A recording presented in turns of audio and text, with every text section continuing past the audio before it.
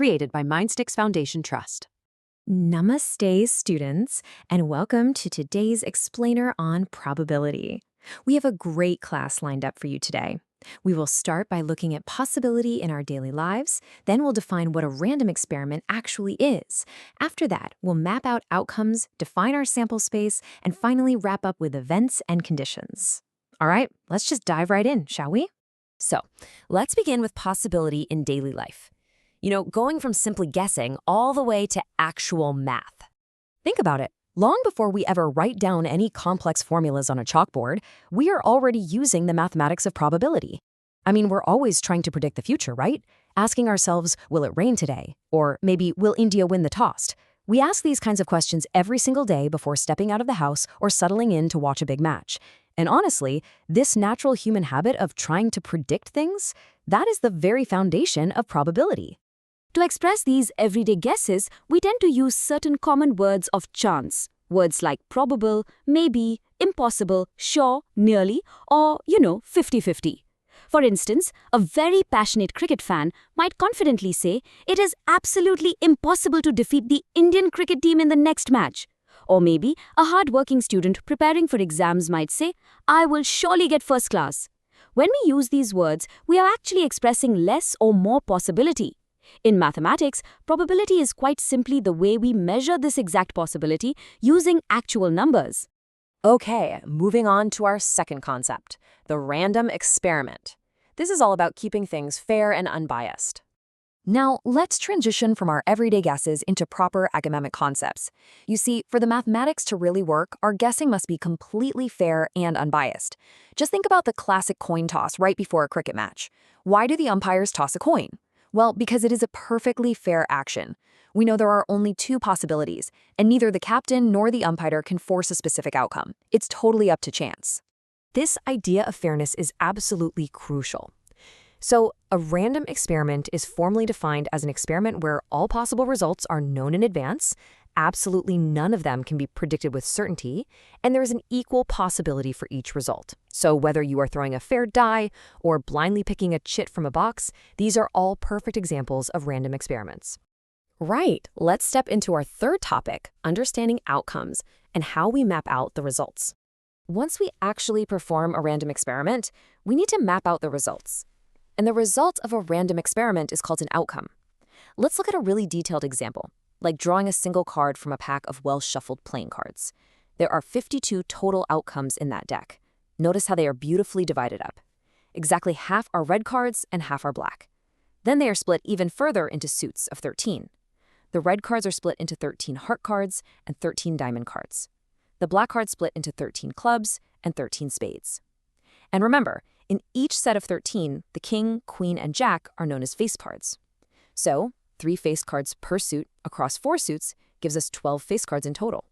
By breaking the deck down like this, it's like a giant puzzle, and we can clearly see every single possible outcome. This brings us to our fourth topic, defining the sample space, the set of all possibilities. Now that we know what outcomes actually are, how do we write them down properly in our mathematics notebooks? Please pay close attention here, students.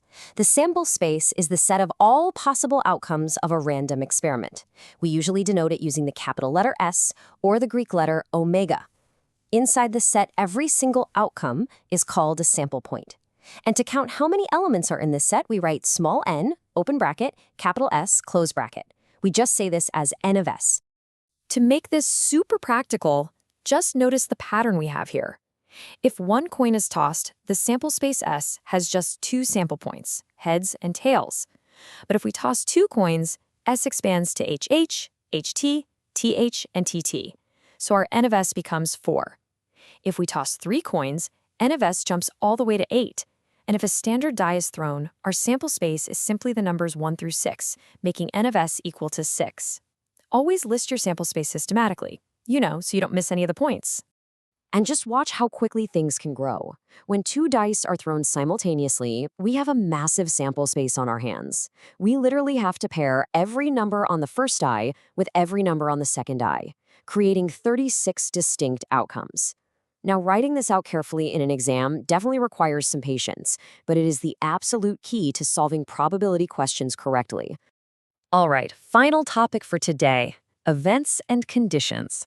This is where we focus on the favorable outcomes. So far, we have mapped out every single possibility. Now, we are going to learn how to focus on specific favorable outcomes. An event is simply a set of favorable outcomes that satisfy a particular condition.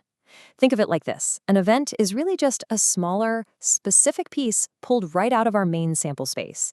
And because it's pulled from that main space, it is always a subset. We denote these events with capital letters like A, B, C, or D. To solve problems in your exams, I really want you to memorize this reliable, three-step logical method. Step 1. Always define the complete sample space S first and calculate N of S. Please do not skip this. Step 2. Read the question carefully and look at the specific condition given for event A. Step 3. Extract only those favorable outcomes from your sample space to find N of A. I promise you, if you follow these 3 simple steps, you will never go wrong. Let's actually apply our 3 steps to a solved example. The experiment is 2 coins tossed simultaneously. Step 1. We write S equals HH, HT, TH, TT, so N of S is 4. Now step 2. The condition for event A is to get at least 1 tail. Now remember, at least 1 means 1 tail or more than 1 tail. Step 3. We extract the favorable ones.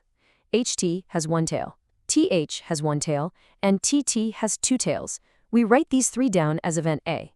Therefore, the number of elements in event A, or N of A, is equal to 3. Very logical and clear, right? Let's try one more together. Let's look at a real-world word problem. We have 3 boys, let's call them B1, B2, B3, and 2 girls, G1 and G2. And we need to form a sanitation committee of exactly 2 members. First, map the whole sample space S by pairing every single student. B1 with B2, B1 with B3, B1 with G1, and so on. If you do this systematically, you'll find there are exactly 10 possible pairs. So N of S is 10. Now let's look at event A. The condition is that at least 1 girl must be a member. We simply look at our 10 pairs and extract only the groups that have G1 or G2 in them. When we list them out in our curly brackets, we count 7 favorable pairs. So N of A equals 7. This brilliantly illustrates how a large, complex-looking problem becomes very simple when we just map it out logically. Well, we have covered some wonderful ground today, students. We learned how everyday guesses turn into random experiments, how to list out all outcomes in a sample space, and exactly how to define specific events. Mathematics really gives us the power to bring order to uncertainty. So I want to leave you with this question to ponder. If probability helps us map out every possible reality, what experiment will you map out next in your own life? Thank you so much for paying such good attention today. Keep practicing, and I will see you in the next class.